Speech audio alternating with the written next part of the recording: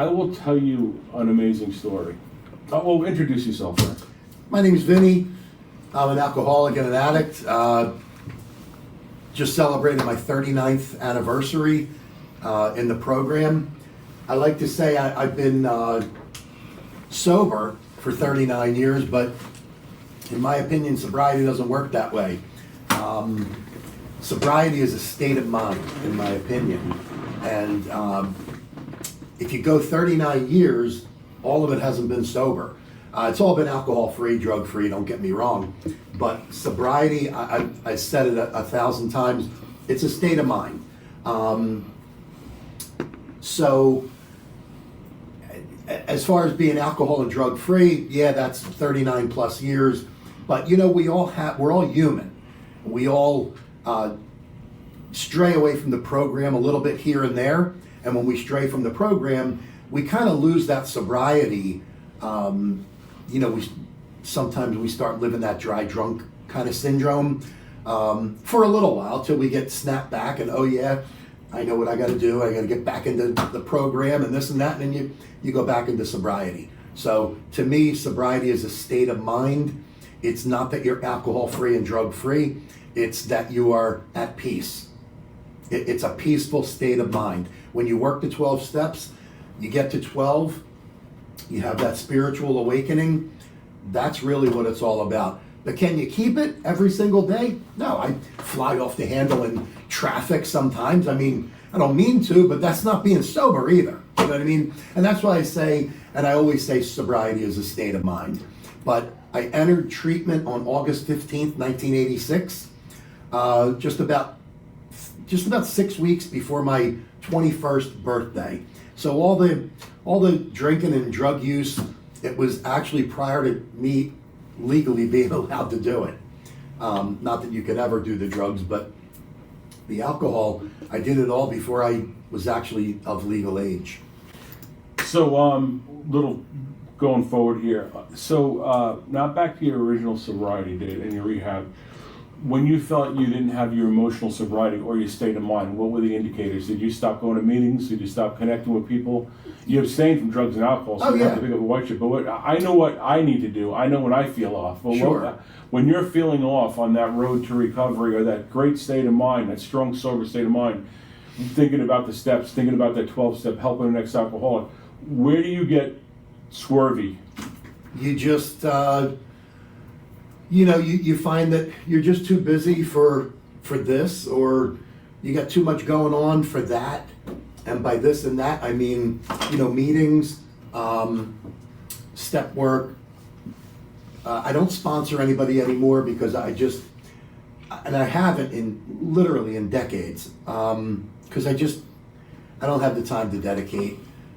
Maybe I do, and I maybe don't want to, but or feel like I just have the time to, but with the job that I have, it keeps me so busy that I really can't. I can't dedicate, times to talk to you every single day about step work or this or that. So I just don't involve myself with sponsorship anymore. It's been quite some time too. The job I have. I do all the addiction work for the Machinist Union. Right. And there's the great seal of the Machinist Union. We're actually the International Association of Machinists and Aerospace Workers. The IAM Union, some people call us, but I just call us the Machinist Union. We have about 1,100 locals, or just under 1,100 locals within the International. And some actually have people that do what I do, as far as what we call EAP work, employee assistance professional work. But mainly I handle all the addiction work for the Machinist Union. Last year, we managed to help 454 members in 2024. Most of which, it came out to about 24 a month on average for addiction, and that's residential treatment, and about 13 or so maybe 14 mental health issues per month on average. So it's a 24/7 kind of a thing. So, you know, as far as staying with the program, yeah, I do, but sponsorship is kind of out of the question. I get it. Are you responsible for the crisis response line? Do you have a call center? Does it get to you? Who's the interface that's? So we are the first line of defense with a SEAL that has an addiction problem. We are the ones. Hopefully, they're sending. We have our own network to get to these guys, but you know how this works. It's a fellowship. You know, it'd be like you want to know how to be a machinist in union. Go talk to Vinny. You want to get through SEAL training. Go talk to Johnny. Right? That's the peer work that works with me talking to another SEAL and you talking to somebody that's been in your shoes in your journey getting to where you're at. So do you talk to these people first? Who gets the first crack at these people? Normally, you may be in trouble at work, so you go to your union rep, and your union rep basically gives them my number or calls me and says, hey, I got a mechanic over here or there or whatever. And I always say, just give him my number or text me his name and number and I'll call him. Great.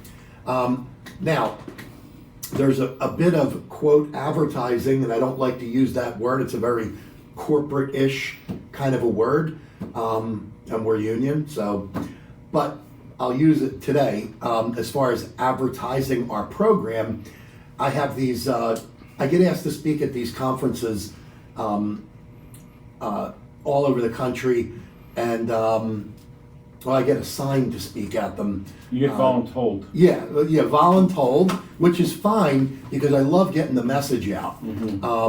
So I bring with me these big postcards. They're oversized postcards. They're about that big, and so I basically ask all the union reps that I speak to put these up on their bulletin boards everywhere they work. So there are 10,000 of these things all over the country, everywhere. So they're free to call me on their own, which a lot of people do too. When I worked in Philadelphia, I got hired there in 1985 with an airline that's out of business now called US Air. I used to take it from back home to New York for $49 round trip. Right? In the early 80s. The old days. Yeah, the old days. I used to fly to Newark, actually. Newark? Yeah. Yeah. Then they turned into US Airways, and then they merged with American. So they're part of American now. But when I got appointed to be their EAP, their employee assistance professional, I had Philadelphia as a station, and we had 23 bulletin boards because we were the biggest carrier in Philadelphia. So I literally advertised on every one of these bulletin boards, and I kept busy all the time. So that I basically took that mentality from the Philly airport to all across the country. And just to describe our union, we're the largest manufacturing union in the country. We make F-35s, we make destroyers for the Navy, we make Gatorade, we just make everything. But we branched out into other things. We represent veterinarians in upstate New York, AI workers in Chicago, so we kind of branched out to represent whoever needs representation. So it's my job to get the word out there to inform everyone that there are these services, these addiction and mental health services. The other thing that we do out of my department is we have a veteran services unit. And it took us years, but we're now a veteran services organization. So we can now file claims for people. And it's just, no other union is doing that kind of work. We're, like I said, being a veteran services organization, we help literally thousands of vets get disability if they've earned that, up their disability percentage if they've earned that, file claims, make appointments. We do everything for our veterans. They're so important to us. Like I said before in our phone call, It's estimated we have about over 40,000 veterans just in our union rank and file. And if you haven't filled out a veterans claim form and you're an alcoholic, you will get a burning desire. Yeah. Oh, yeah. You definitely need some help. And that's I've never done it personally, but I know people that do, and it's almost like the government is waiting for you to not just get the denial, because you know you're getting one, and then just say, screw it, that was hard enough in the first place, I'm done with it. But now we have people in our union that'll help you do it. We've had some really trying times with the Veterans Administration here, and I could cite one of them is, you know this too, Vinny, is like when somebody wants help and they're open to help, you got to get them. Sure. Because that window closes very quickly. Strike while the iron's hot. Right. So then you get into further equations where, well, they might be a danger to themselves and to somebody else, right? So add the seal sauce on it, right?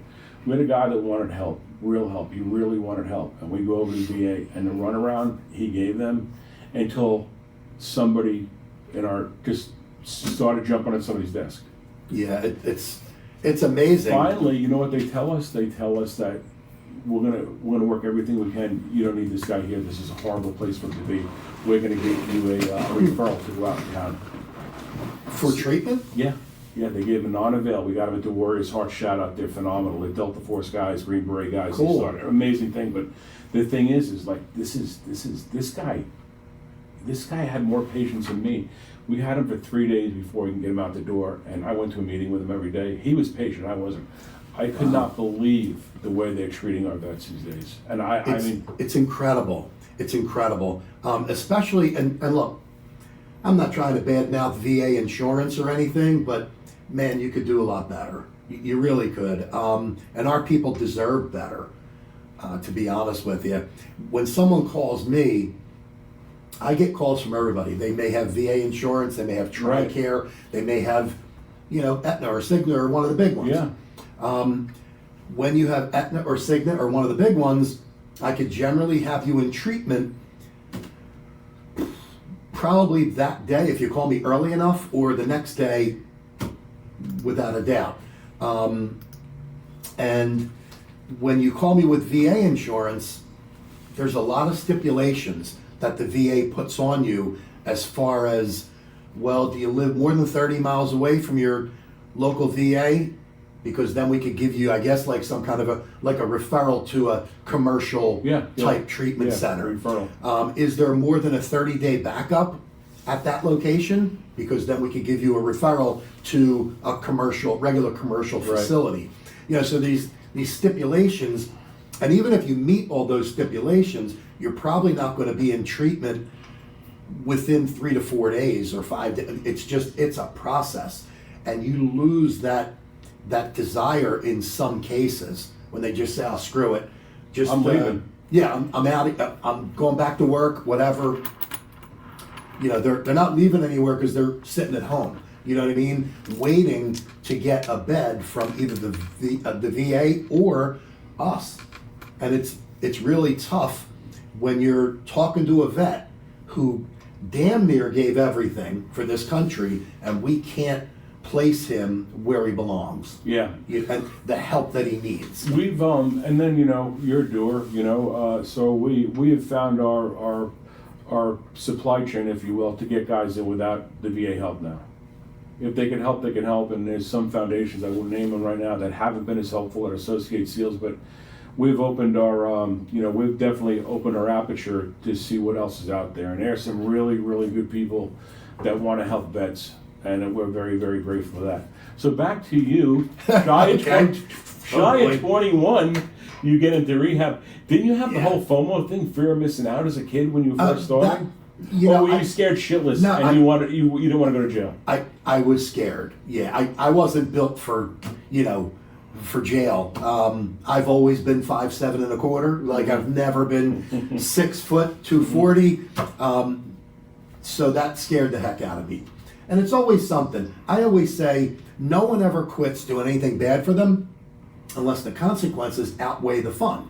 Yeah. So the consequences basically outweighed the fun. So I basically had it. Now, when I'm in treatment, I was like, oh shit, like what? 30 day? Yeah, I was in 27 days. Was there actually. IOP then? Was there anything afterwards? I don't remember, but I didn't do it. Right. I went. Oh yeah, you scammed everybody. You said on your podcast. Yeah, I you didn't fooled a lawyer. that. You fooled a I judge. fooled everybody. I was like, my God, I'm not going to typical jail. alcoholic. Exactly. Alcoholic, drug addict mindset. Yeah, I felt like, oh my God, this is. I got over on everybody. I'm not doing no 30-day slap in county. I'm going to go to Palm Beach, Florida, and go to treatment. But it turns out the prosecutor wasn't really into that. So the judge says, hey, we're going to let the kid. He's young enough. We'll let him do his treatment. And then he looked at the prosecutor and says, don't worry. If he screws up, you're going to get your pound of flesh. And I'll never forget that. I'll never forget that. But I don't know if there was IOP at the time, but I had to get back to work. Like, I had a really good job. I'm not like an alcoholic or addict that missed work. It wasn't a no-show union job you had. Oh, God, no. We worked our asses off. But we made a lot of money. Your name is Vinny. What's that? Your name is Vinny. I know, but it wasn't one of those jobs. Okay. I'm not that Vinny. All right, that Vinny. Yeah, but yeah, this was a real, like, I didn't work in a building trade. Gotcha. I worked for an airline, but was represented by a union. So, what airport? All of them? The tri-state area? I work in Philadelphia only. Just Philly. Just Philly. Okay. That's how it works. When you work for an airline or whatever, you work out of one city. Got you. But it was a really good job. I had great friends there. That you can make a lot of money with overtime. The hourly rate was good, but you can make a lot of money on overtime. So I did what I had to do in treatment, and I went back to work. But going back to treatment for just a second, because I'll never forget one of my primary therapist, and he was a truck driver in a previous life, but he became a master's level therapist. And I said, how am I going to do this? I was a thinker, like, oh my God, I'm going to live to be 80, possibly. How am I going to go 60, literally 60 more years without a drink or a drug or whatever? And he says, are you kidding me? I was like, again, I'm just a 20-year-old, like, immature mind, dummy at the time. And he says, I don't care what you do tomorrow. I was like, what? He said, I just want you to be sober today. Just get to where you can get to bed without having a drink or a drug, and you've accomplished what you need to accomplish today. And I said, oh, so, I forget about tomorrow. We have to think about today right now. Said, okay, that's a great message that I carried with me for the past 39 plus years. It's all going to change tomorrow. Your outlook. Now maybe your situation won't change, but your outlook will change. And what I mean by that is, when you go to sleep, everything kind of gets fixed in your dreams, so to speak, psychologically. At least that's what a psychiatrist told me. In that there's a reason you don't wake up in the same mentality that you went to sleep. Pissed off or angry or depressed or whatever. Your brain kind of fixes that. And then you wake up refreshed, and it's another day, and you're not feeling what you're feeling. So that's that whole just for today kind of a mentality, because tomorrow you're going to wake up and it's going to be better. I promise you it's going to be better. It's not going to be like how you went to sleep. And this is all my own humble opinion. Do you, how long did you keep in touch with that counselor? I didn't, at the time, back in the day, I didn't realize, and being a dumb 20-year-old from South Philly, I didn't know that you could keep in touch with those people. I know now there's alumni associations with every treatment center. There's a lot of stuff that you could do with treatment centers, but we didn't have that kind of stuff back then. We didn't have cell phones where I could text my primary therapist and whatever. So we didn't really do that kind of thing to my knowledge. I know I didn't, and I didn't know about that sort of thing. So, you know, I'd love to know where that guy was or where he is now, if he's still alive, because I'll be 60, so he's probably in his 80s if he's still alive. You know, you said something very, very, you know, let's do a bunch of stuff. You said, this is very interesting, and I'll make a comment about it, is you said that the last thing you usually lose is your job. Yeah, I mean... Because you need that. You can get the family back. That's right. You can get it all back. That's right. You bullshit some people, but you can't, you lose that job. You're screwed, man. Yeah. Family, they're the first people you steal from, basically, because they'll always forgive you. You know, their family will be the first ones to forgive you. You know, because they're your family. But you have to do everything you can to keep that job, because that's what keeps the funds coming in, and that's what keeps you, you know, fresh with money, so that you can buy your drugs and alcohol and whatever it is your choice is. So when I work with a new person, I work with other people besides SEALs, and I mostly keep to my own. Like, there's nothing against them. I never lived in the woods. I never knew what that looked like. Me either. I have nothing in common with it. I can give you a meeting guide. I could go to a meeting, but I don't know what to tell somebody that they're coming out of the woods. If I could, I would. So I stick with military people, professional people, people that I have something to identify with. Well, that's common. Yeah. So so when I get a new guy, I tell him, the first thing I say is, what's going on? I try to meet him where he's at. I say, usually there's one of four things that's going to go on here. You have trouble at home, you got trouble with your wife. You got trouble at home, your family, you have trouble at work, or you got trouble with the law, or there's a blend of that, or actually, number four, you actually want to help yourself. What is it going to be? And unfortunately, 50% of the people want the heat off till they're better, and then they go back and I call it, they go out experimenting. But it's interesting, it's very interesting. I mean, you've been around it a long time. I just got over 14 years, but it is very interesting to see who makes it and who doesn't. We have a guy in SEALs in recovery, and to tell me he would have 2 years of sobriety, the condition we got to him in, to help him. Miracle, huh? Met him at rehab, got him to where he's supposed to be, sat with him, answered calls. The guy's a fucking war hero. Wow. To think that that guy would have 2 years of sobriety, strong sobriety, where he's doing the work and rehab, a lot of things in his life. Then you got guys that can quote the damn big book and they know all the things. And they're jumping in, they want to do the service work, and they're out in 2 weeks. They didn't get a chip. I mean, it's... What do you see in consistencies and inconsistencies early on when you were working with people, or when you go to see somebody in your job right now? Do you know whether they're serious or not serious about getting some help? Yeah, they're basically, when they come to me, it's a total voluntary program.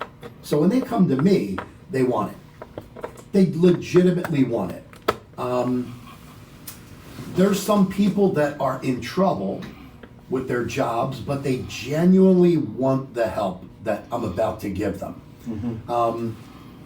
Because you have to have an ear for the person that says, oh, you know, if I do this, I can go back to work. Right? Well, yeah. Like that's not happening. You either want this for a month, or, you know, you're not going to mess with the integrity of this program. What is your how do you guys follow up on your success rates? By the work performance, or sobriety? What's your metric? Here's the thing. The metric that I have basically is you do three things. You assess, you refer, and you follow up. When you get the initial phone call, you're assessing that person and their needs, of course, and what they need. Then I look at all the treatment centers I have all over the country. I don't go by zip code. You know, if you needed help, you live in Virginia Beach, well, the best treatment center may not be in Virginia Beach for you. Yeah. So the problem is, and it's the old way of thinking, that there's a treatment center right there. Let's refer him right there. So now, 14 days in, he doesn't feel like staying, he walks home.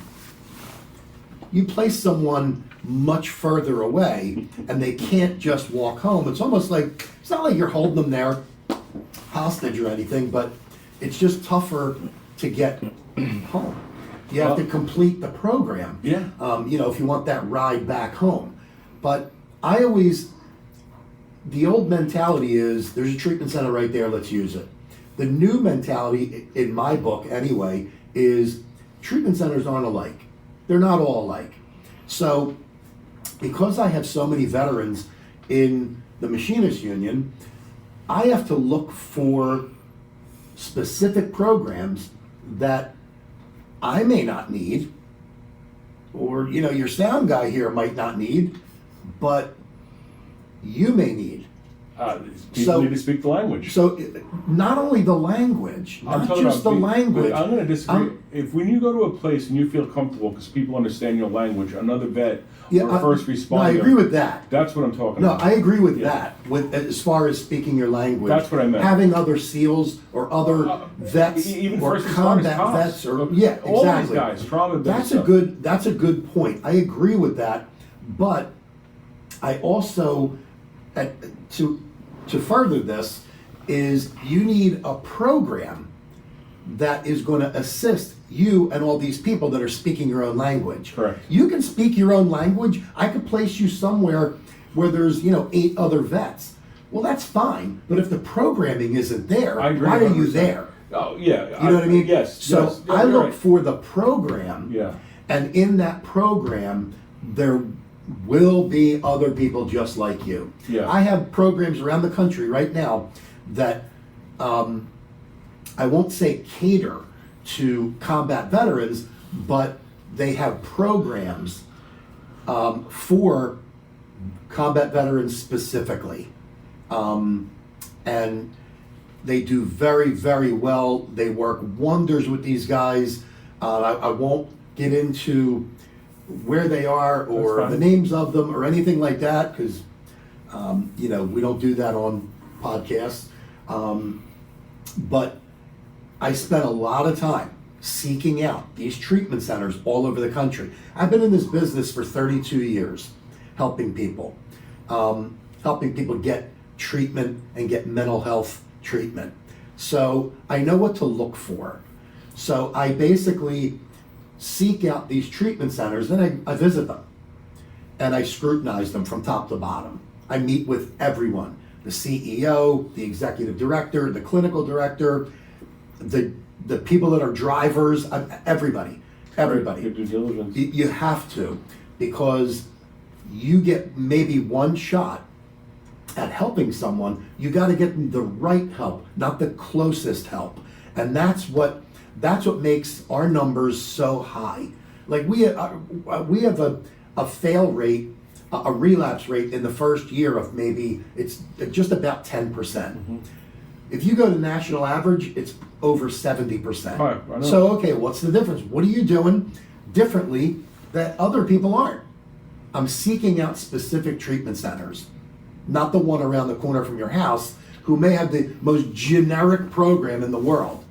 I had, just to give a specific, I had a woman, combat veteran, who was sexually assaulted in the military. Mm-hmm. And she's been carrying that around for 15, 20, close to 20 years, I believe it was. So I placed her in a specific program. And she's been sober for the past 2 or 3 years, close to 3 years. So how do I know that? Because I follow up with people. When you get out of treatment today, you're going to be getting a call or a text message from me 2 months from now. Hey, how are you? You go in the meetings? Did you get a sponsor yet? What step are you on? If you're in the program, you'll know exactly what I just asked you. Yeah. What's your sobriety date? If you're not, you'd be like, what did he just say? What are those questions? So that's how I measure the success rate, and when you reach out to people, you're able to catch them if they happen to fall, you're able to catch them. But that's one of the reasons I started this the podcast that I have called Tenacious Recovery. Mm-hmm. I made it for the Machinist Union specifically, because after helping hundreds and hundreds and hundreds of people, with addiction, you can no longer keep up with them. You can no longer follow up with those people. So what I do is, I text we're audio only. So it's very easy for me to text the link to multiple people. Right. And through that link, you click on that link, it's a free podcast.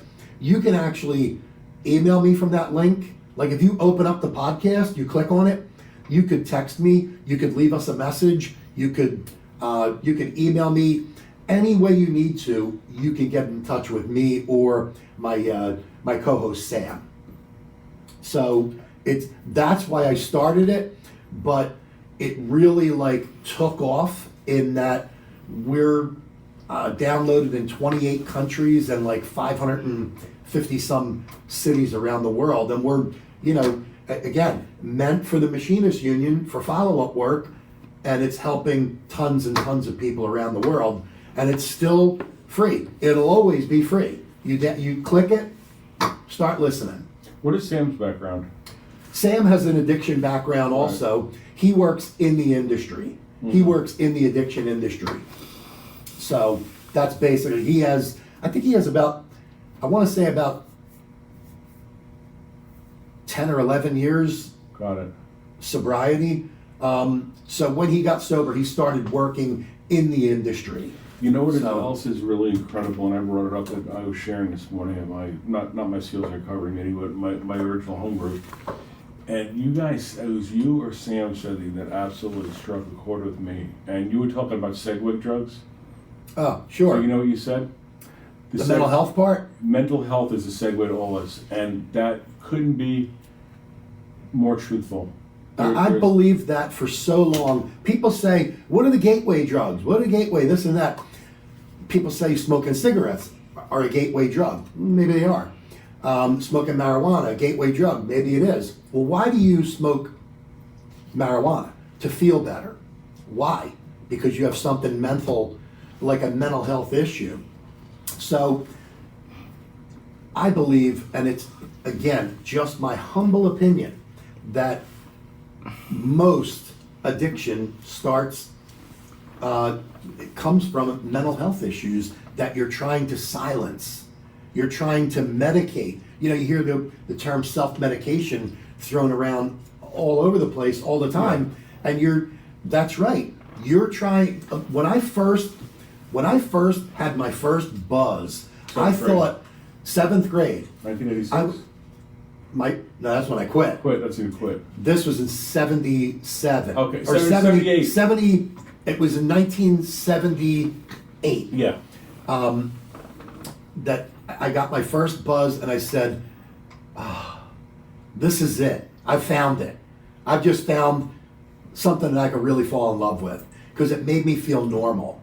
Like I had depression when I was a kid, a lot of anxiety. I had this weird thing with social phobia, but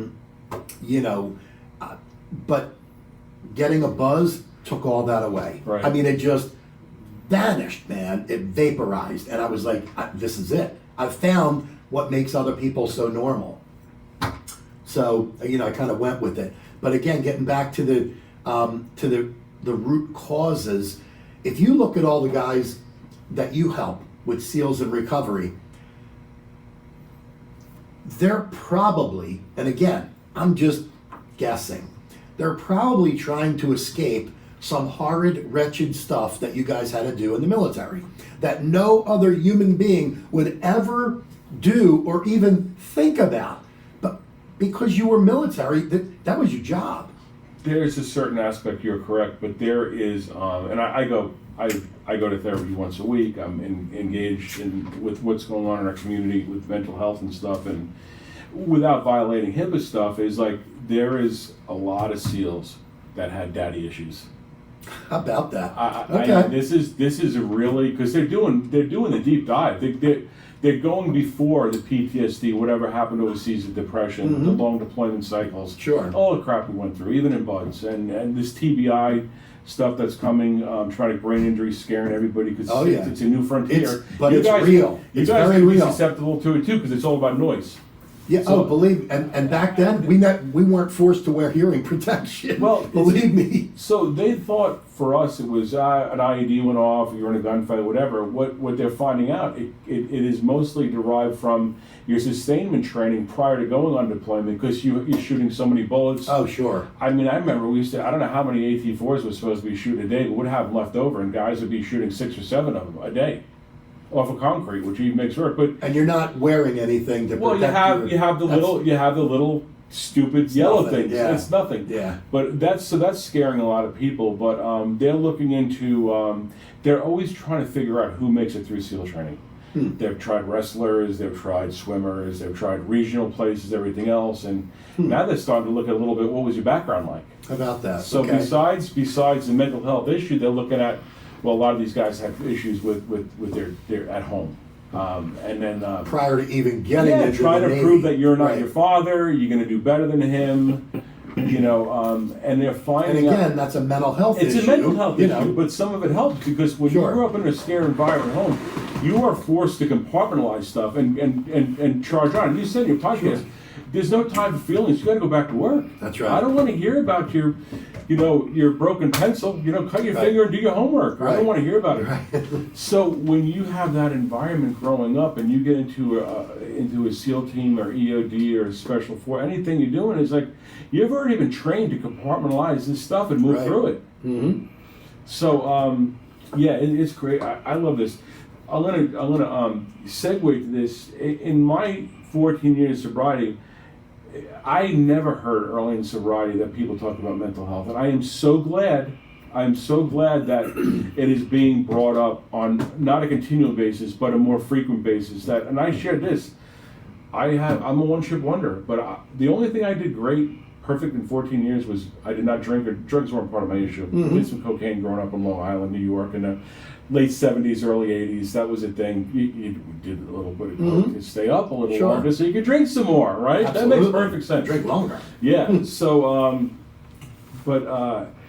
I shared about it this morning. I'm like, if you think just being sober is enough, talk to me, because I screwed a lot of shit up in 14 years. Sure. And it had to do with things that had nothing to do with alcohol. It had to do with the symptom stuff that I dug into. Right. Not first world problems, the real shit that you went through as a kid. Mm-hmm. The loss of life, Sure. parents having cancer, getting beat by your father, all of this stuff. My story is not unique to anybody's. Everybody had their own set of problems. But they're worth looking at, because that got me to where I am today, good, bad, or indifferent. And again, the only thing, Vinny, I have done in 14 years correctly is I haven't drank. I've done a lot of stupid shit. Yeah. I'm one of the lucky ones too. I went to treatment one time and never went back.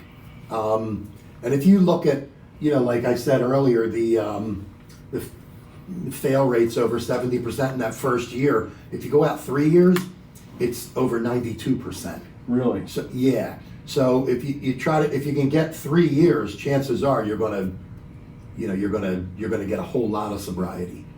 Yeah. But And it doesn't matter. I imagine your group is like ours, where it's very tight where you work. Yeah, And you're with the people all the we're- time. There's only about 8 or 9% of this population that's actually union, believe it or not. So we do feel like we are a separate group. We fight for workers' rights. We fight for human rights. We fight for a lot of different stuff, but a lot of times it feels like we're fighting alone, because there's only about 8% of us or so that are union in this country. I don't know who would be against a union mentality, but we do nothing but fight for dignity and rights and things like that on the job. So you travel around the country a lot. Where do you see, statistically, where do you see the most alcohol and drug problems? And why do you think that is? Boy, I would hate like heck to drop a dime on certain sections of the country, but without naming sections of the country, I will say that there are rural places that seem to have more problems than the big city places. I don't get many people coming out of Dallas. You know what I mean? Or or LA, or that sort of thing. How about ages? Ages, it runs the spectrum. It's all over the place. But as far as like location is concerned, it just seems like in more rural areas, and I don't mean rural like where the population is 240. I mean, more. I don't. The word's not rural, but when outside of the big city. I don't want to say when there's nothing to do, because that's not the right thing either. It's just that I guess, and there's a ton of addicts and alcoholics within these large cities. More drugs and more alcohol.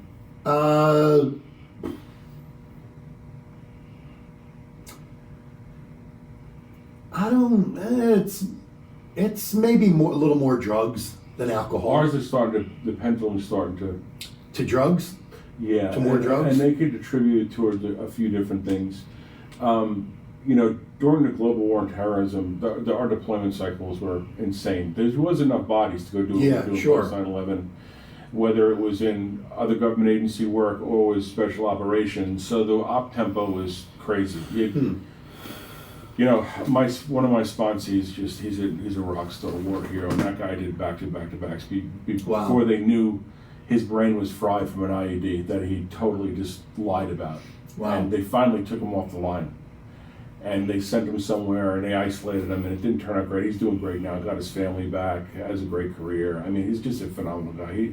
He did all work. But what was happening in these deployment cycles, they started trying to give guys drugs, antidepressants, this and that, speed, everything. They tried everything on us. So you're compounding this problem with guys now, giving them what X are in. Now they're out. What are they going to do? Yep. They're going to go find it. You better believe it. And it's really, so then we're having, we got like home ketamine kids. We have guys with ketamine. They got, I don't even know all the drugs. There's some synthetic stuff that is like heroin that you can get away with when you're deployed.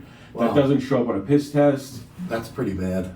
Yeah. So there's a lot of things going on. And, the good news is guys getting the word out there. They're getting help and they're getting into the rooms, into SEALs recovery. And the other good thing that's happening now is guys are getting help while they're in. It's not an automatically we're kicking you out. That's a good thing. Because the Navy did this to them. Yeah. The Navy said, well, you're going to be this guy. Mm-hmm. You're going to be a super warrior. When you're home, you're not going to be home. That's right. Because we're not going to train at home because we don't want you going home at night, just like you send guys to rehab. You can't just go home at night or take a kid to school. Sure. And now you want us to come back and switch off and just say, hey, guess what? Take your kid to a soccer game. Hey, go to a PTA meeting. Hey, you can't. There's no off switch like that. No, right? There isn't, but there's transitional stuff now that actually is working. Good. Yeah, there is. They've changed up how deployments work. They've changing. You can't homestead at a SEAL team anymore, like I did. They'll have you go to a training command. They'll have you do different things, which is you lose some corporate knowledge, but you gain mental health because you're doing some different things in your home and you're making some justice. That's important. Yeah, definitely. I would say the majority of our group, Vinny, is either later in their career or out and have been on those deployment cycles. We get some younger guys with some problems, but most of our guys are almost at the career end, senior enlisted officers, and then guys who got out who have been out for a little while. Like they can't find a new identity. Like I was ready to get out. I had something else to do. But guys get out where, being in a SEAL team is the best part of their life, and they're trying to find that again. Yeah. And that becomes a very dangerous thing. When somebody starts that verbiage or that vibe, I say I'm going to send you Bruce Springsteen's Glory Days. Go in your car, and if you want to get a couple buddies, here's some money. I'll buy you some booze. I'll drive you around. List the Glory Days, because at some point you have to move on. Sure. And this is another segue I want to use. So you guys get these guys. They do their rehab, and you get them back to work. Mm-hmm. That is so important. Yeah. Because the thing is, how many people before you were doing this, it would be just going to AA was being sober was being enough, and they live in that room. They don't get back.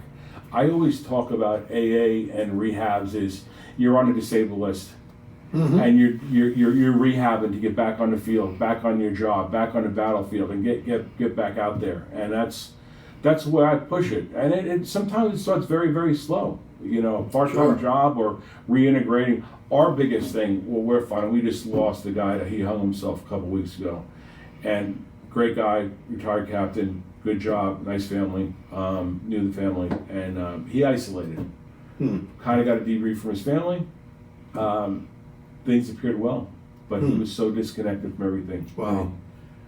Gets home, they find him. The thing is, it seems with our group of guys that have addictions, their biggest thing is isolation. I mean, off the grid. Well, we kind of How about pounded retirees? into them. Do you guys take care of retirees too? Yeah, we have a retirees department within our retirees unit within our department. So we take care of retirees also, with all kinds of stuff. We even have a deal with one of the large healthcare companies for Medicare, just for our membership. It's like deeply discounted and covers a ton of things, much better than what you could buy out on the open market. But yeah, we even take care of retirees. We do it all. That's great. We have some good foundations. I did the 14 years. I've seen some things change in AA, and I've gotten, I know time moves on, things change. One of the big things is like, in AA meetings, like back in when I was getting sober, it was if you brought up drugs, they'd let you share the drugs. Oh my God. They would say you're in the wrong meeting. Okay. Yeah. I've softened my edge on this whole So thing. have I. And when I softened it is, I did a lot of work in California. I had some clients in Beverly Hills, so I got into the AA scene out there, and most of their shares in AA about cocaine and drugs. And that's you gotta fine. see where you're at. I know, but my point is I'm looking at my buddy. I'm there with him. Like, what is it? Because no, this is what it is here. It's all acceptable. But But you have to. When someone's reaching out for help, you can't shun them. You can't embarrass them into walking out the door. It took enough to walk in the door. I have changed my mind about it. I'm saying that. Me Johnny too. Rotten has gotten much better. Absolutely. How about you went on one of your podcasts about, and I've heard these stories. These guys that sponsor people at these militant meetings where the newcomer can't share for a year. That's garbage. I agree. And this is 1986. I was told you always share. Yeah, that was the last podcast we did with Brian. Yeah. He was told you don't share for a year, just sit there and listen. Me personally, my first sponsor, this old Italian guy from Philadelphia, he says when nobody's talking, that's your chance. I'm gonna start using that. That's your. That's when you have to speak because that's your turn. I'm like, all right, and I didn't know what he meant by that back in the day, so I started doing it. What he meant was, if you can get your hand up when you have nothing to say, when you really have issues, you won't be afraid to get your hand up. So you'll be able to get them out. And after the meeting, you'll let people that'll help you out. My sponsor, Butch, God rest his soul, he passed away sober at 9.5 years of my sobriety. And I'll tell you the story after this, but Butch used to say, I do this with my new guys too. I says, read the doctor's opinion, go to 7 meetings, 7 days. Tell me go to 7 meetings, 7 days. Go to different meetings. Find out what you like. That's why I love the 90 and 90. Oh, yeah. I say go to 90 meetings in 90 days. Go to you're going to find out what you like and don't like. And you said it. Take what you want, leave whatever you want there, right? But, with that being said, you do the 7 meetings, 7 days, doctor's opinion, and see what they like or don't like it. And Butch used to tell me, you have to share at least twice a month. So, of course, my methodology would be the first day of the month. I share the second day of the month. I'm done until that was. But then then it got to be more a requirement. Sure. How about what else I love? What you said. You said don't be a two-stepper. You said you or somebody in a podcast talked about just doing the first 2 steps and not going through the steps. Well, here's the thing. They kind of give you the first 3. Yeah. You all you got to do is really agree to that stuff. Yeah. The real work comes with step 4. 4 and 5. Yeah. Yeah, 4 and 5. Yeah. But and Sam and I did a 2.5 minute thing on step 1, which was great. But we're about to do another 2 or 3 minute thing on some of the other steps. But here's the thing: you look at the first 3 steps; they kind of give them to you. You agree to them. Yeah. If you don't go further, then you're not getting any better. Right. You could go to meetings and things like that, but you won't have that quote spiritual awakening that everybody else has. So that's why you get a sponsor, and he takes you through the steps. What is how long did it take you to go through the steps? Honestly, I don't remember. You know, how about your men's? How many did you do them right away when you did your men's? It took me 6 years to do my final one. Well, you have to be careful about the amends, and there's something in that step. Month. What's that? It is the 9th month. Yeah, there's something in there that says, make those amends, but not to where it hurts someone else. Yeah. You know what I mean? So you have to be real careful about amends. But here's the thing: I always had money. I always worked. I never took off. Like, I always worked. I always had. So I didn't really steal from anybody. I didn't really. I didn't screw my employer over. If anything, I worked hard so I could get called in for more overtime to make more money. So the amends were kind of isolated to family, basically. Yeah. So did it take me years to? No, it didn't. I do remember that. It didn't take that long, to make all my amends. Like I said, I always had money, and drugs weren't my big thing. What was your drug of choice? Well, alcohol was a number one, love affair, and basically you could scrounge up enough change in your back seat to buy alcohol. Yeah, you don't have to rob anybody. Having a Schlitz, you don't have to steal anything.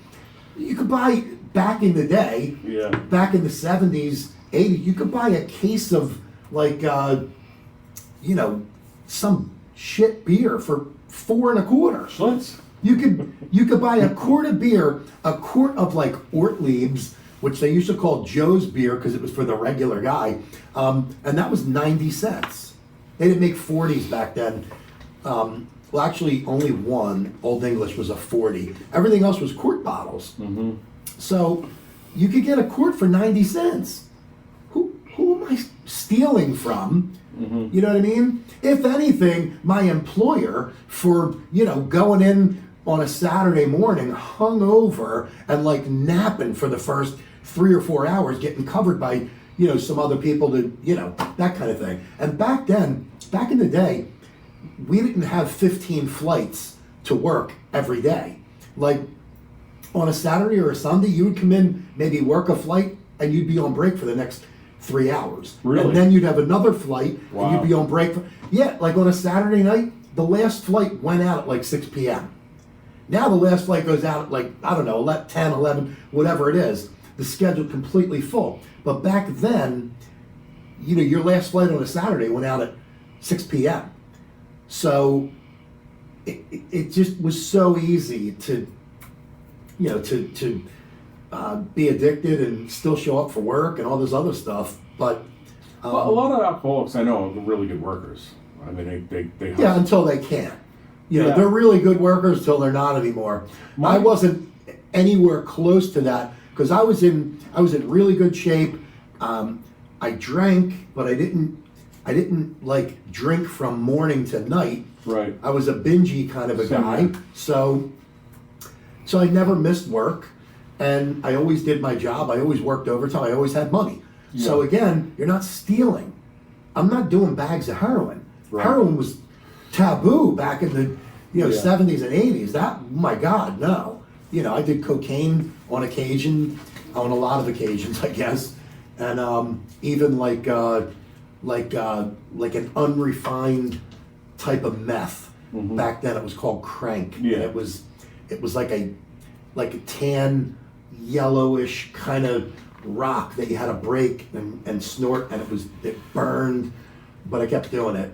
So you know, you have to steal for that kind of stuff. Well, it's interesting, when people ask me the fundamental difference about recovery with alcohol, and you might be different thinking, drugs and alcohol, there aren't people going out there robbing people and killing people for alcohol money. Yeah, that's what I'm saying. The drug money, they're going. Of course. They're taking it all. They'll do whatever they have to do, but usually it's without violence.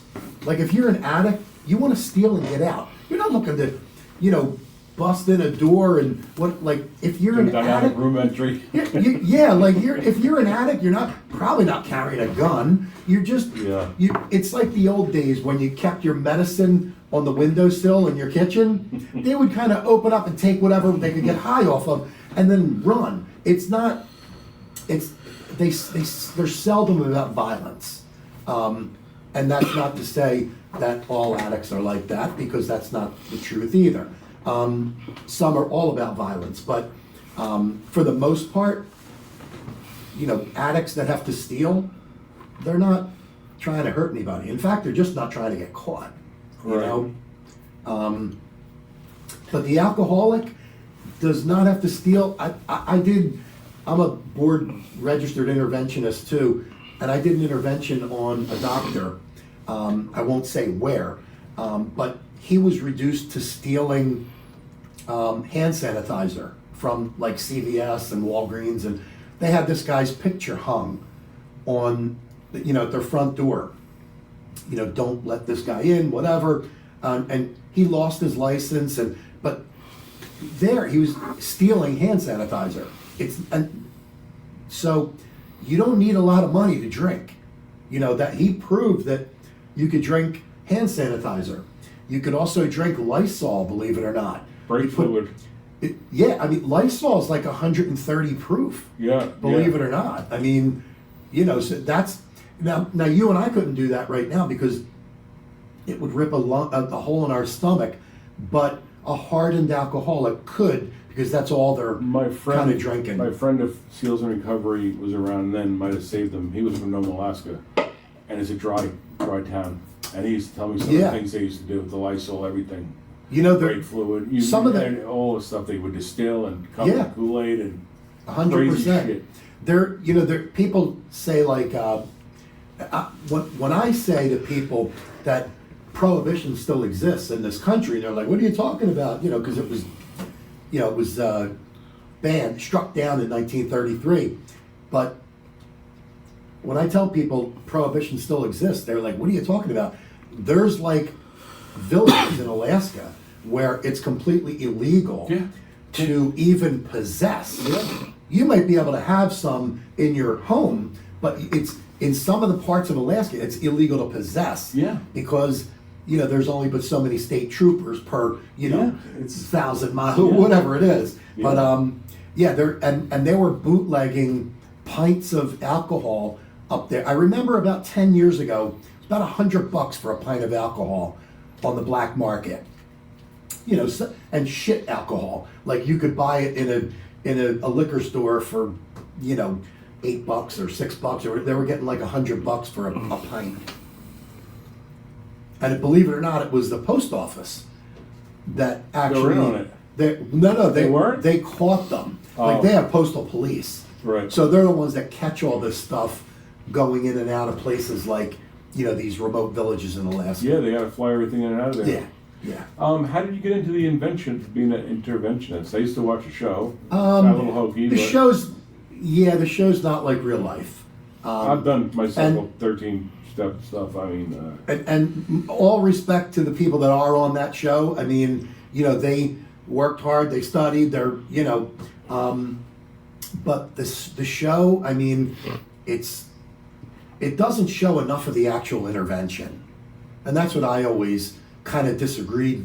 You know, you can't sell ads if you just have me doing an intervention on A&E. You know what I mean? Because I'm going to focus on the intervention and the person getting into treatment, whereas the show focuses on, they focus on the addict and the using and I was told a pretty crazy thing, that for every show, about, I think it was 1,000, they tape 1,000 hours for one 1 hour show.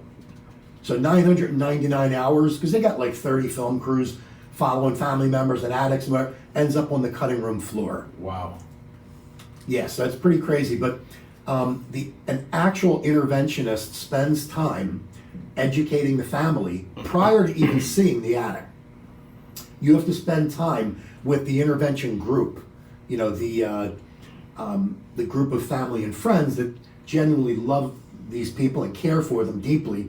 You have to spend time with them, educating them on addiction and your whole process of intervention. Because, you know, processes are different. I was highly, highly successful doing interventions, but I had a process where it was full of education, and we really took like a week of education before we actually intervened on the person's behavior. Oh, prepping the battlefield. It's prepping, yeah, it's prepping. Yeah. And I mean, you know, the only thing similar to the show was the letters that you read. And even that, I made my intervention teams write the letters very, very specifically. It wasn't like, I'm just reading you a letter where I'm lambasting you through the entire letter. Like, no, the letters are written out of love and concern. You Yeah. know what I mean? We're not yelling at you. We're not preaching. Nothing like that. It's, hey, you're sick. Let's get you some help and get you back to, you know, real life, so to speak. We've had, you know, several, 12-step calls, and it's they're always different. There's a lot of guys who want to get help to just relieve the immediate pain, but then they'll get, and either a couple of them have gotten them tried out, 3 days in the psych center, and they leave. I've had a couple guys die, you know, after knowing what they should be doing. I mean, we got one right now that he's lost his job with one of the other government agencies, one of the top shooting schools in the nation, had a beautiful house, wife, kids. He went to rehab, immediately started drinking again. Now he's living in somebody's garage. He's gonna, there's nothing you can do. I mean, there's nothing, I mean, the pain, I don't know. You know, sometimes, and I tell people, especially when I'm with a family, I tell people somebody has to make up these statistics every year. You know, we lose hundreds of thousands of people per year. Somebody has to make up these statistics. Is your family member going to be one of the ones to make up the statistic? Or are we going to help this person get sober? Come hell or high water, 300 people today are going to die of an overdose. I don't care if it's, you know, tomorrow, the next day, if it's a holiday, whatever. Come hell or high water, about 300 people are going to die of an overdose. Is your so now let's see, it's 2:30, you know, in the afternoon. So we'll probably lose another 100 people before midnight to drug addiction, drug overdose death. So look at it this way: there's 100 people in this country that talked to their family member for the last time. There's 100 people 100 families out there in this country that don't realize before midnight their family member is going to be dead. And it's very sad, but the ones that you can't help, they make up the statistics. Because come hell or high water, those statistics are true. My sponsor, I was really aggravated with somebody, and he's got some long-term sobriety in our group and now a SEAL. And I mean, rock star guy, you know, great leader, combat vet, made it through buds, not easily, but, you know, breezed through kind of great career. And he could not stop drinking to the point he was going to die from it. Like one of our other guys, my sponsor, we got over the house, revived him, stomach pump, and he's a couple of years sober, but now he's getting his graduate degree. But I would go to my sponsor, my current sponsor after Butch died. This is pretty funny. When my sponsor was dying, Butch, he said, "I know who your next sponsor needs to be." And he awarded me the sponsor. Really? Wow. Yeah, he had that, and I need it. He's a smart guy. Yeah, combat vet from Vietnam. That's what I need, somebody to tighten my shit up all the time. But he goes, John, it doesn't matter that your buddy was a SEAL or not, or an accountant, an interventionist, a machine worker, a Whatever. tech guy. It doesn't matter. He's gonna be a statistic. He said the Unfortunately, same thing. People are gonna die in his program. What are you gonna do with his death? You're gonna not make it in vain and try to help 10 more people? You're gonna do maybe something you could have did for him, but I couldn't get over this guy. Made it through SEAL training, combat deployments, good looking guy, great shit, smart as whip, couldn't stop drinking. there's plenty of people out there like that. And I'm not being, an uppity just because he was a SEAL, he should No, be no, better, but no, I'm like, no. he just said the same thing as you. It's going to happen. It's. I mean, there are, like I said, there are people out there that just can't get it. We pray for those people, and we do what we can for them. We always remember that they're there, try to help them, but in the end, I can't want it more than you. You can't want sobriety for another individual more than he wants it. So when you find yourself doing more work than them, that's a problem. I agree. Don't you think everybody that's early in sobriety that's helping somebody out has to go through that? Of course. I let him watch. Of course. My response, he's like, why do you let me do that? I said, because I went through it. Because you have to learn it. You so gotta you don't learn do it again. Yeah. I said, I wasn't going to let it compromise your sobriety, but course. unless you got to go through this thing. There's no doubt about it. And we all learn that way. And but like I always say, if you're doing more work than them, that's a problem. You have to step back. It's as simple as that. It Does really your is. group locally have its own home group with just your occupation?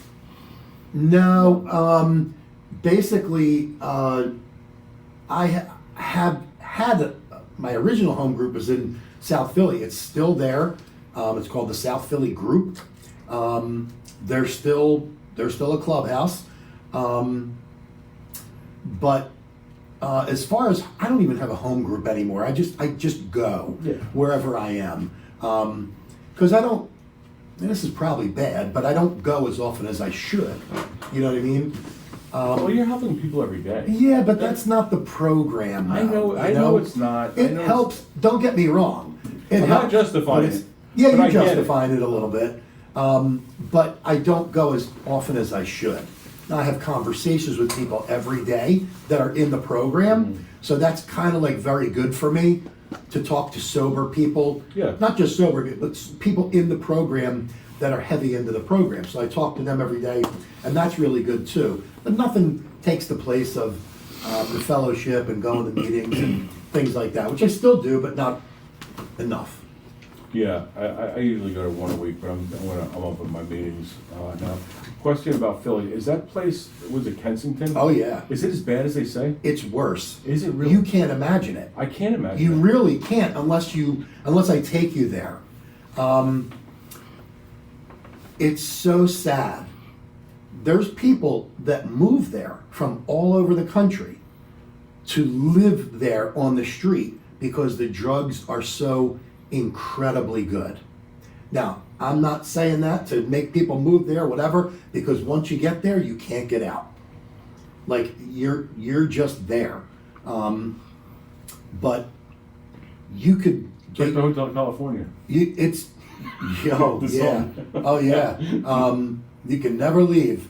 It seems like it because the drug addicts. The drug dealers. It's like they won't let you leave. You don't have any money, they'll just give you free samples. You know, there's a video on YouTube. It's these dealers giving out tons of samples at like 4 a.m. on a street in Kensington, and you can see they're around these dealers like ants on an anthill almost, and the dealers are just throwing out bags for nothing. You know, it's insane.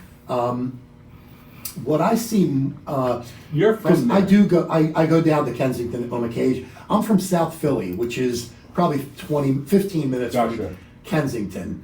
Kensington's a neighborhood in Philadelphia. South Philly's a neighborhood, so to speak, in Philadelphia. So is North Philly, West Philly, that kind of thing. So Kensington is a neighborhood, and I still do go down there on occasion. It really reminds you why you're still sober and remain sober. But what I see now in Kensington is I've seen more wheelchairs and crutches than I've ever seen in my life. And I'll tell you why.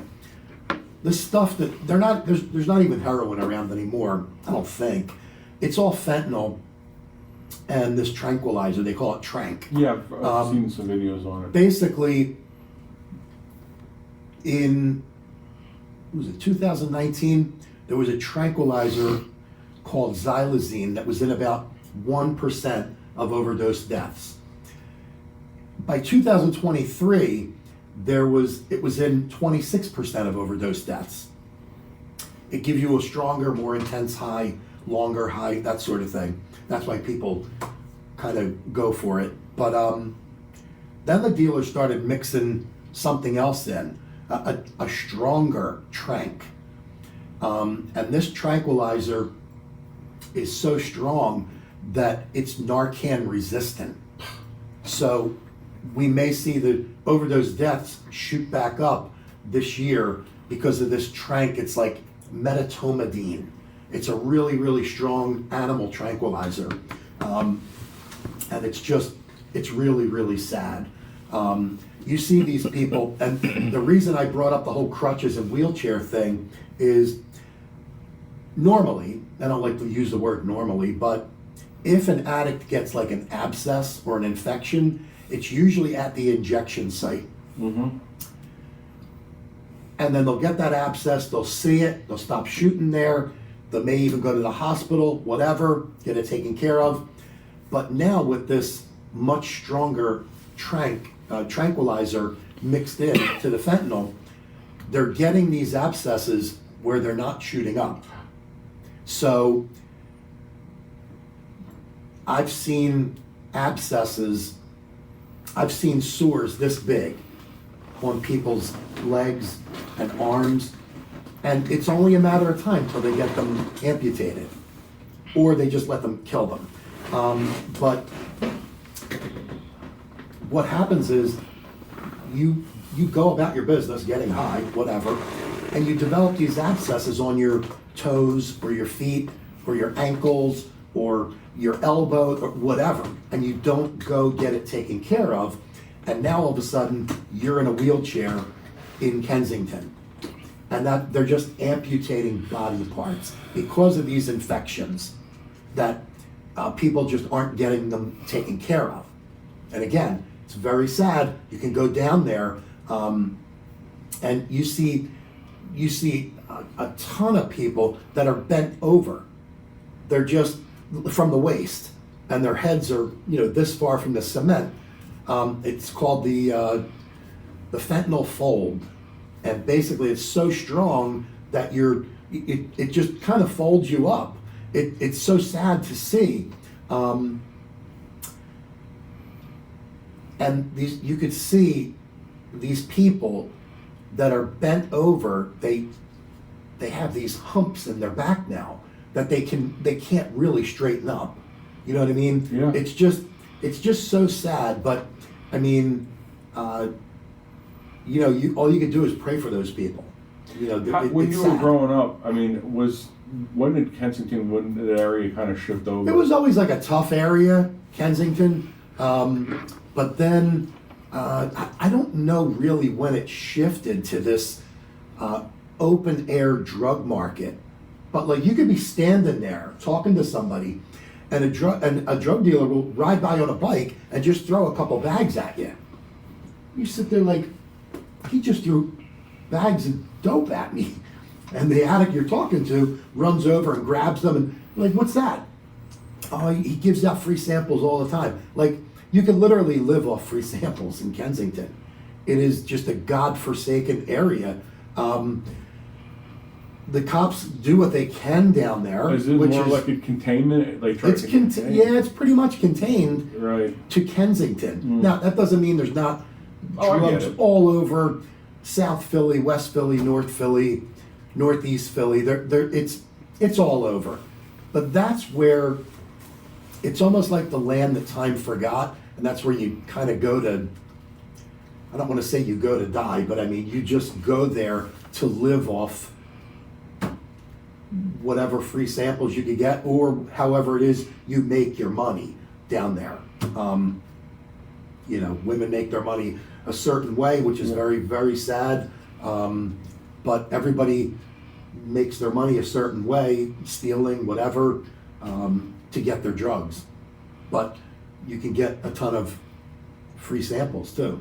In fact, it got so bad in Philadelphia, in Kensington, that there's an elevated train in Philly, runs through Kensington. They literally stopped one of the stops at I think it was Kensington and Allegheny. Like, you can't get off there anymore. Like, you go from one stop, skip one, and go to the next one, because there was just so much activity going on that they literally just stopped. They welded the gate shut, and the L runs right by. It's really sad.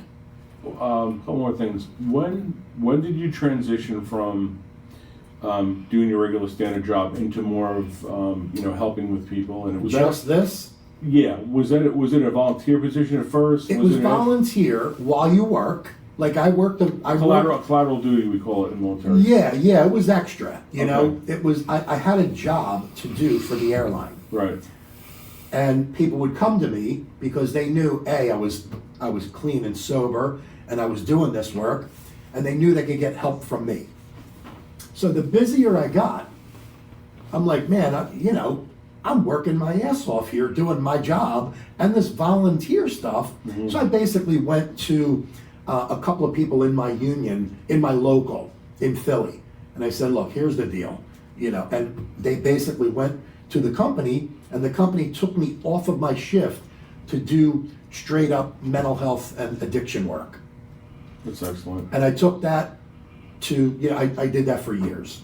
And now I work for the international president of the union. And I'm honored that I got chosen for this years ago. And we help a ton of people. And that's just, it's just one of many things that you get from being a part of the machinist union. Like, there's, your union dues pays for, a contract and, respect on the job, dignity on the job, but it also pays for these other things, like what I do. It's a service that we provide our membership. Mm-hmm. It's just like our retirees. It's what we do for them is a service. Our veterans, we do lots for our veterans, and it's a service that you get because you pay union dues to the machinist union. So, and you said earlier, like, I want to explore your union career and this and that, and my union roots go back to the 1920s. Yeah, where my uncles were in the Textile Workers Union. NPA? In Philadelphia. Right in Philadelphia, yeah. And it's funny, I have this picture of the National Convention that was held in Philadelphia, in Center City, Philly. It was 1937, and I have this beautiful frame, and it looks like all Italian guys, because when you came over to this country, you did what you knew how to do. Yeah. And a lot of it was tailor work. Skilled labor. Yeah, that was because that's what they knew in Italy. Yeah. They were tailors and things like that. They worked in the garment field then, so they came over and did what they did. But you can see this picture. There looks like about 150 Italian guys in tuxedos in this picture at this national convention. And my uncle, I have one uncle that was in the picture, and it's just such a cool picture that I had to have it framed in my office. But moving forward, even other relatives were union. My brothers, my mother was in an AFSCME union. I think she started in '73 or something, and then retired in the late '90s. So my union roots run very deep. I started paying union dues in 1981. I was 16. I worked part-time for a supermarket in South Philly, where kind of everybody was union. And I've always enjoyed being in a part of something much bigger, because that's what a union is. It's you have rules to go by. That's what that contract is. It's a set of rules that not only the employer has to follow, but the people have to follow too. Right. I can't just walk around and do nothing. Like, I have a set rules for my job. So, and I always enjoyed that not just the employer, but the members have set rules that everybody has to follow. And if you follow them, it's a really good life, really good way to make money. Yeah. Union people always, we're usually well above the pay scale of non-union workers too. So I don't know why anybody wouldn't want to join a union, but because it's not much money per month. Right. Long Island was like, I went into the Navy right after basically high school, but like the Long Island jobs growing up were fire department, New York Fire Department. Sure. Cop, Suffolk County, Nassau County, New York City cop. Lilco, Long Island Landing Company back in the day. I don't know what it's called. It was Con Ed. I don't know what it is now. Somebody bought it, I'm sure. Yeah, or the Long Island Railroad. Oh yeah. We actually represent a ton of people on the Long Island Railroad. So that was, you get one of those, it was like a union. Yeah, and it's a nice job. It's something that you can retire with and have dignity in retirement with a pension and a 401k, and it's just a good way to make a living. I want to learn how to be a diver, so a diver? I wanted to. My story was. Back in the day. Okay. Yeah, I had I said on my podcast, my dad was very abusive. He left when I was 7, going to first grade. Physically and mentally abusive. And then my mother raised me. She had an alcohol issue, and she died when I was in high school. And I was a good athlete. Played hockey and baseball. Played hockey out west. Briefly got cut. The United States Hockey League. And I wish somebody said you should go to college. Like I tell my kids to go play sports in college. And they're very good. But I wanted to learn how to dive. I didn't have money to go to civilian dive school, so I was working. I always hustled, working for roofers, fishermen. I had my own clam boat. I always had money in my pocket. It's like going to Navy, you learn how to dive. So I said, all right, I'm going to go to Navy. And by the time I enlisted in Navy, the recruiters jerk you around. Finally got to a place where they told me how to do it. Go get a 1-year billet and apply for dive school. I went to Guantanamo Bay, Cuba, because it was a year billet. 6 months into your tour, you can apply for a special program. I wouldn't have to wait 3 years like on a ship. Applied for dive school, did all the paperwork. The people who were screening for dive school were EOD, explosive ordnance disposal, guys taking apart bombs. I get down and do my screening test. They're like, you don't want to be a diver, you want to be an EOD tech. You go to dive school and you go to EOD school, you get dive pay and demo pay. So they convinced me to go to this almost apprenticeship program. You go to dive school and part of EOD school. I did that. I got stationed over in Rota, Spain, and Rota was great. I really refined my drinking. Oh, yeah, I really accelerated it. Living above a bar, paying my rent in Marlboro Reds and CD-ROMs every week. Great. There was a new group of tourists in there. So these SEALs would come to Rota, Spain, to do jump ops because it was nice, and they wanted to go down to Costa del Sol and drink. So working out with these guys, like, hey, you don't want to go back to EOD, you want to go be a SEAL. I'm like, what is a SEAL? I'm like, they got these giant pins, they have a great time, everything's nice to them. So they convinced me, instead of going back to EOD, to go to SEAL training in 1988. Wow. The rest is history. It's weird how you get anywhere. Absolutely. But was that like a choice thing when you were in high school to get into a union? Was that no, like a place? It was just family oriented. Well, it actually wasn't. It's just that so much stuff in Philadelphia is unionized. Your carpenters, your just every building trade, and so a lot of where you worked was unionized already. So if they're already unionized, you sign a card when you get there, and you're now union. So it wasn't something that I set out to do. It was just something that happened. So, but it's for the best. I mean, in my opinion. Where do you see your program in 5 years? Well, I probably see me retired in 5 years. Will you stay with doing it? I'll do whatever I can. Yeah, I'll do whatever I can in recovery. So stay in this industry? I'll do whatever I can to help people that need assistance. because I've just done it for so long, and it's something in me, like it is in you. So it feels good. Sure. But the program that I built, I'll hand over to someone with a fair amount of training, of course, because you can't just hop into this and say, It's got to be the right person. get a phone call, oh yeah, we're gonna put you here. It doesn't work that way. You won't keep the successful numbers doing it that way. But 5 years, like I said, I'll probably be retired because I'll be Florida? just about 65. No, I don't see me moving out of where I'm at. I really like New Jersey. The taxes are a little high, which I hope. Where in Jersey are you? I'm in South Jersey, like nowhere near like Newark or whatever. Like I'm like 20 minutes from Philadelphia. Got it. 20 minutes from Camden. Cherry Hill down there? Cherry Hills. Morristown? Morristown is way up north. Okay. Moorestown is near that's what I Cherry meant. Hill. Yeah.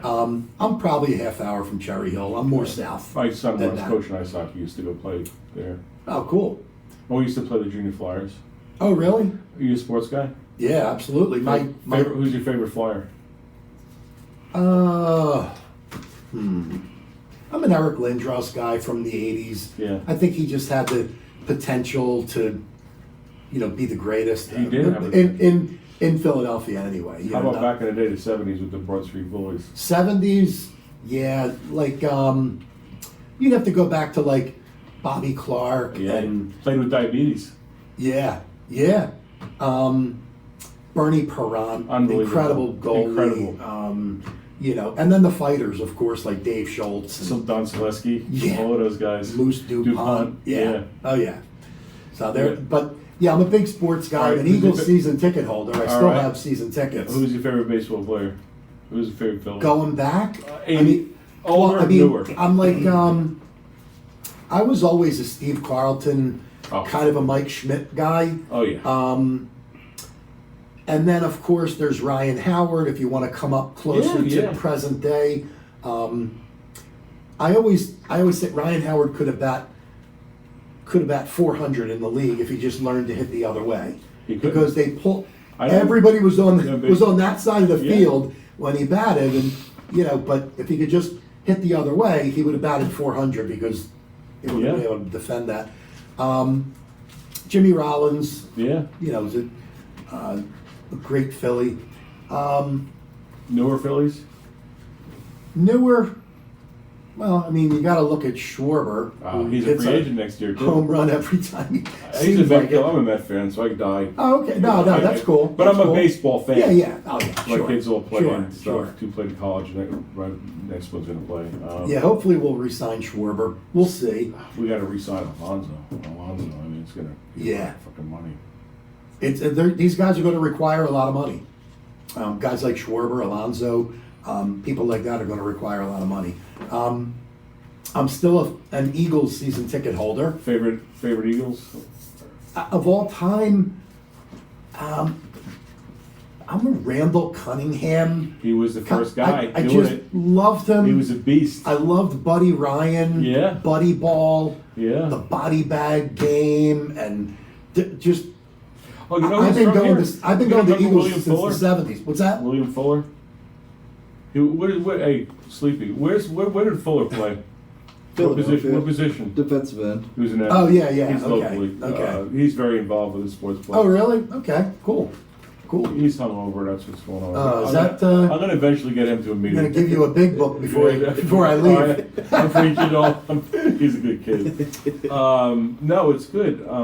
I loved having you. You were very, very accommodating to come down. I appreciate. I had business down here, and so this is just basically stopping by on my way to more business down south. I really appreciate you having me. If I could do anything with the vets, you got my number.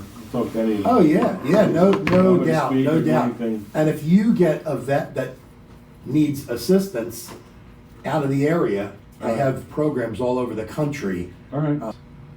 Yeah, you put it out there for plug yourself here. Well, our podcast is Tenacious Recovery Podcast. I work for the Machinist Union. You can if you look at the podcast and you click it, you can contact us There you go. through the podcast. And the podcast is very simple. It's tenaciousrecovery.buzzsprout.com. Very, very simple.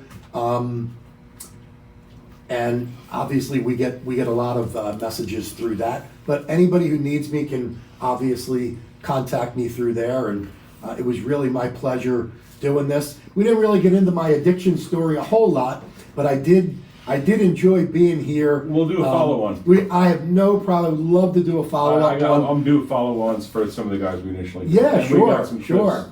Yeah. That'd be great. I would love that. We would also love for you to be on our podcast Yeah, too. just let me know. I'll come up there. We definitely will. We're a traveling podcast too. Just so. don't want to get a Philly cheesesteak. Oh well, you gotta go. You can't go to the tourist traps. You have to go where with a we connected go. guy. Yeah, He's Vinny. He's from Philly. Absolutely. He knows where to go. Forget about 100%. You can't go to the tourist traps. They're horrible. Yeah, man, love to have you. I really, really appreciate you letting me come on, tell a little bit of my story and what I do. Mm-hmm. And it's a lot of what you do. You're doing great work. Well, thank you. You're reaching a ton of people with Sears and Recovery podcast, and keep up the good work. Thanks, brother. Appreciate you, Yeah. man. All right.